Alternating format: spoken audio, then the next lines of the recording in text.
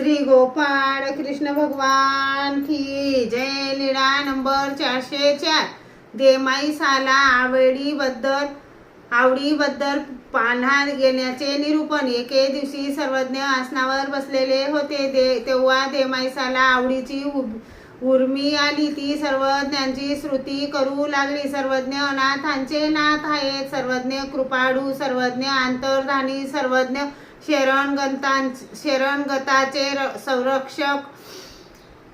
सर्वज्ञ म्हणाले, देमती नातू असे परी जीवे अनाथा होवावे की? देमती कृपाळू असे परी जीवे कृपेशी पात्र होवावे की? देमती दानी असे परी जीवासी आरती होवावी की? देमती वर्ज पंजरू असे परी जीवे शरणगता होवावे की? अशी चारही प्रमाणे निरूपण केली। देमाईसा म्हणाली, जी आम्हाला आवड नाही का? सर्वज्ञ म्हणाले, तुम्हाला आवड असती पर कोपऱ्याला पाना आला नसता का?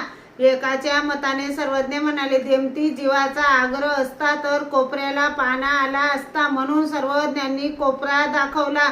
श्री गोपाळ कृष्ण भगवान की जय।